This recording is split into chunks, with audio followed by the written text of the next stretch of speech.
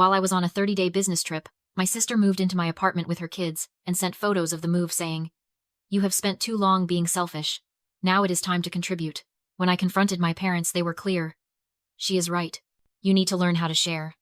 So I let her find out on her own that I had moved out 3 weeks earlier, and the new owner was a federal police officer. Before I tell you what happens when a United States Marshal comes home to find strangers in his bed, tell me in the comments. If your family stole your home, would you warn them? Or would you let them face the law? I was 3,000 miles away in a hotel room in London when my phone buzzed against the nightstand. It was 2 in the morning local time. But adrenaline does not care about time zones.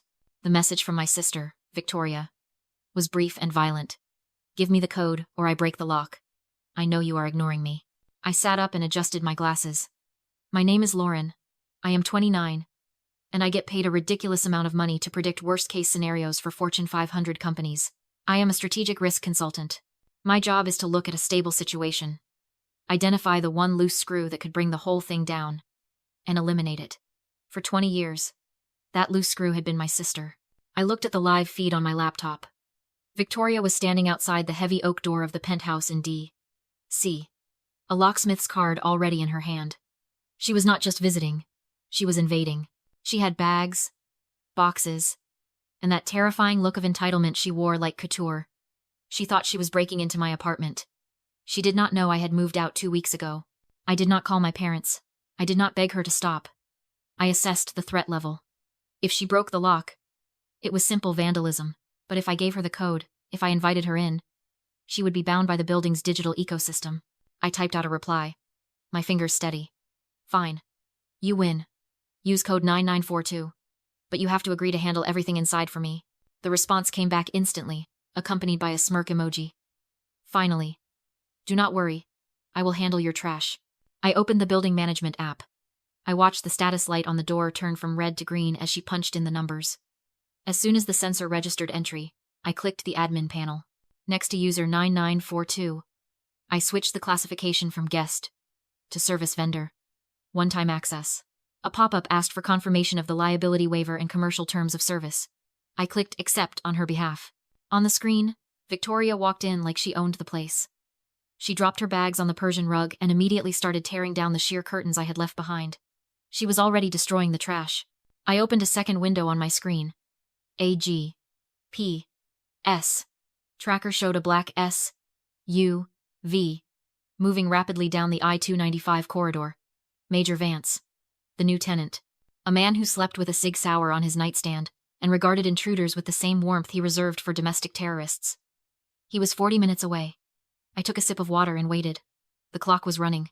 Major Vance arrived exactly on schedule. I watched the feed from the hallway camera as he stepped off the elevator. He did not look like a man coming home to relax. He moved with a coiled, predatory grace, his eyes scanning the corridor before his hand even touched the biometric scanner. He noticed the door immediately slightly ajar where Victoria had failed to latch it properly in her arrogance. He drew his weapon. It was not a dramatic motion, just a fluid transition from relaxed to lethal. He did not call out. He did not ask who was there. He entered the apartment silently, clearing the corners with the precision of a man who had kicked down doors for a living. Inside, Victoria was humming to herself, oblivious. She had moved on from the curtains and was now trying to pry the wall-mounted television off its bracket, likely convinced it was too small for her standards. She never heard him coming. One moment she was tugging at the mount, the next she was face down on the hardwood floor. Her arm twisted behind her back at an angle that made me wince just watching it. Vance had her pinned with a knee to her spine, his weapon trained on the hallway, checking for accomplices. "Federal agent, do not move." His voice was a bark of command that rattled the speakers on my laptop. Victoria screamed, a high, piercing sound of absolute shock. "Get off me. I live here. My sister lives here. I am family." Vance did not let up. "You are an intruder in a secured federal residence. State your name." Victoria Morrison. Let me up, you psycho." I took a sip of my tea, my heart rate barely elevating. This was the reality check she had needed for a decade. But the moment of satisfaction was cut short. The elevator chimed again. My parents, Patricia and Gregory, burst into the hallway. They must have been waiting in the lobby, timing their entry to help Victoria settle in. They saw the open door. They heard the screaming. They rushed in, using the same code Victoria had foolishly shared with them. When they saw Victoria pinned to the floor by a man with a gun, they did not apologize. They did not ask what was happening. They attacked, Get your hands off her! My father bellowed, rushing forward. Vance spun, keeping his weapon low but ready, warning them back. Back away, Federal Marshal. My mother, Patricia, took one look at the scene and did what she did best. She weaponized her tears. She pulled out her phone, her fingers flying across the screen. She did not call 911 to help the situation. She called the police to report an assault. My daughter is being attacked. He has got a gun. He is hurting her. She screamed into the phone, her voice pitching up into practiced hysteria. Then, she looked directly at the security camera. She knew I had one, and shouted the words that turned my blood to ice. You did this, Lauren. You sick, twisted girl. You lured her here. You knew a violent man was here. And you sent your mentally fragile sister into a trap. You tried to get her killed. She was not just defending Victoria. She was framing me. She dialed a second number. I recognized it immediately. It was the emergency line for my firm. I need to report an employee. She sobbed into the phone, loud enough for Vance to hear. Lauren Morrison. She just attempted to arrange a murder by police of her own sister. She is mentally unstable and dangerous. Vance stiffened. He looked from the sobbing mother to the screaming woman on the floor, and then up at the camera lens. He lowered his weapon, but his eyes were cold. He realized he was not just dealing with intruders. He was in the middle of a setup, and I was the one who looked like the architect of a disaster. While the DC police sirens wailed in the distance, cutting through the heavy humidity of the Capitol, I watched the feed on my laptop screen with the detachment of a surgeon reviewing an X-ray. Inside the penthouse, the tableau was chaotic. Major Vance had holstered his weapon but was standing over Victoria like a sentinel, his posture rigid with contained fury. My mother was still on the phone, spinning a narrative of victimhood so potent it almost distorted the pixels on my screen. My father, Gregory, was pacing, already rehearsing the lawsuit he planned to file against the federal government. They looked like a family in crisis. But through my lens, I did not see a family. I saw a liability that had finally matured. The scene triggered a memory from 6 months ago. Sharp and bitter as a lemon seed. Victoria had shown up at my old apartment in Seattle at midnight, reeking of vodka and bad decisions. She demanded my car keys because she needed to clear her head. I said no. I hid the keys. But while I was in the bathroom, she found the spare set I kept in the junk drawer. She totaled my sedan into a light pole 3 blocks away. She walked away without a scratch. When my parents arrived at the hospital, they did not scream at her for driving drunk. They screamed at me. You knew she was upset, my mother had yelled, her finger jabbing into my chest. Why did you have keys where she could find them? You set her up to fail. If she had gone to jail, it would have been your fault. They forced me to pay the insurance deductible. They forced me to write a letter to the judge characterizing Victoria's alcoholism as temporary stress. They absorbed the shock, smoothed the road, and paid the fine. They thought they were saving her. I looked back at the live feed. Victoria was currently sobbing on the floor, checking her makeup in the reflection of the TV stand. Confident that Mommy and Daddy would fix this, just like they fixed the car. In my line of work, we have a term for this. It is called moral hazard. It happens when you insure an asset against all loss, thereby encouraging the asset to take catastrophic risks. If a bank knows the government will bail it out, it gambles with the economy. If a sister knows her parents will blame her sibling for her crimes, she breaks into a federal agent's home. My parents were not loving protectors. They were negligent risk managers. By shielding Victoria from the consequences of gravity for 30 years, they had not saved her. They had weaponized her. They had turned her into a missile that believed it would never hit the ground. But they had made a critical calculation error. They were operating on the old contract, the one where I was the safety net. They did not realize that I had liquidated that asset weeks ago. I adjusted my headset.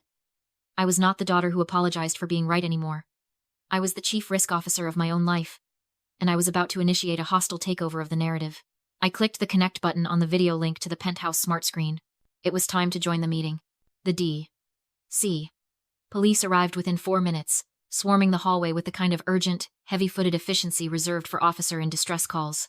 The apartment filled with uniformed officers, separating the combatants. Vance was pulled aside by a sergeant who looked like he had seen too many political messes. My parents were huddled in the corner, with Patricia playing the grieving mother to a sympathetic rookie officer. Victoria, sensing the shift in power, stopped crying instantly. She sat up, smoothed her skirt, and reached into her oversized designer bag. He attacked me for no reason, she told the officer, her voice trembling just enough to be believable. I have a right to be here. I am a tenant. The sergeant looked at Vance. Sir, if she is a resident, you cannot just throw her on the floor.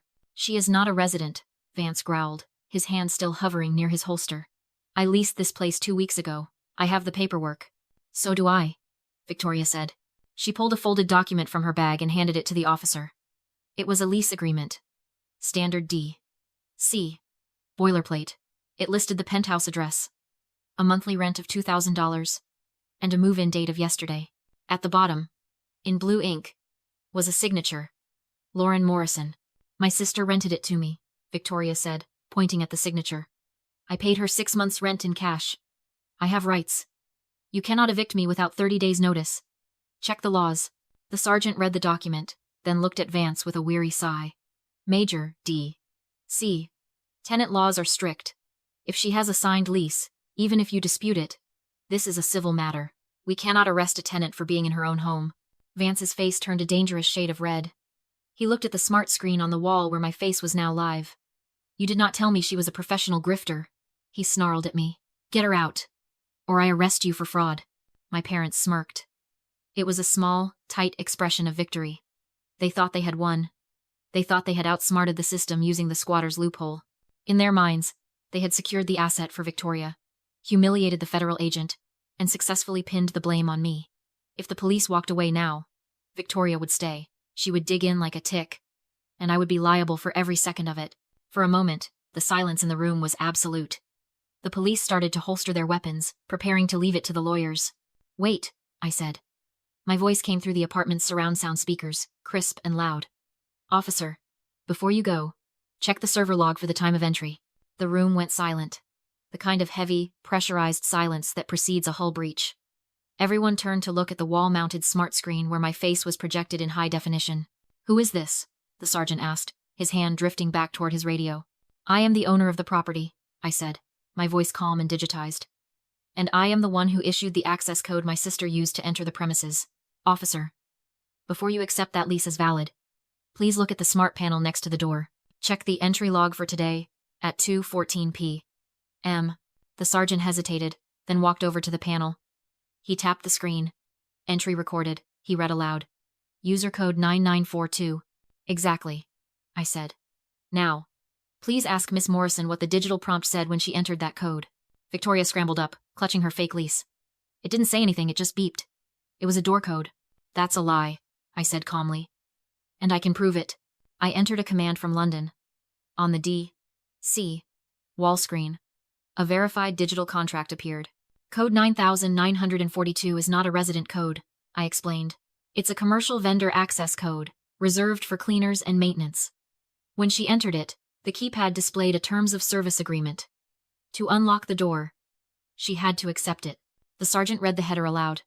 Independent contractor liability waiver. By accepting, I continued, she legally identified herself as a cleaning vendor, not a tenant. No residency rights. Authorized only for waste removal for under 24 hours. Victoria shrieked. I didn't read it. Ignorance of a contract isn't a defense, I replied. And the agreement states that removing property is theft, and refusing to leave is criminal trespass. The sergeant compared the forged lease to the digital log. Paper versus forensic proof. The paper lost. If she entered as a vendor, he said slowly, then she's not a squatter, Vance finished. She's an employee refusing to leave my job site. And the furniture, I added, is inventory she's trying to steal. The room shifted. This was no longer civil, it was criminal. Step away from the bags, the officer ordered. Victoria panicked. My parents froze, unable to follow the digital reality collapsing around them. You have 5 seconds to leave, Vance said. Check her bag, I added. The yellow one. Inside were clothes, stolen wine, and a ruggedized hard drive. Victoria went white. I was just borrowing it. It was in a biometric safe, I said. You forced it open. That drive, I told the sergeant, contains encrypted threat assessments for diplomatic clients. Its theft constitutes industrial espionage. The officer reached for his cuffs. This is now a felony investigation, Vance said. Victoria was arrested on the spot. My mother lunged forward, screaming that I had set her up. You drove her here, I said coldly. You used the access code. You're interfering with an arrest. I leaned toward the camera. In the eyes of the law, you're an accessory. She stopped instantly. Faced with prison, she chose herself. We didn't know, she said, stepping back. Victoria screamed in disbelief as she was dragged away. Later, Vance confirmed the drive was empty. A decoy, I said. A honeypot. I ended the call and deleted the folder labeled family. In business, when an investment only generates losses, you liquidate. I did. And for the first time, the return was peace.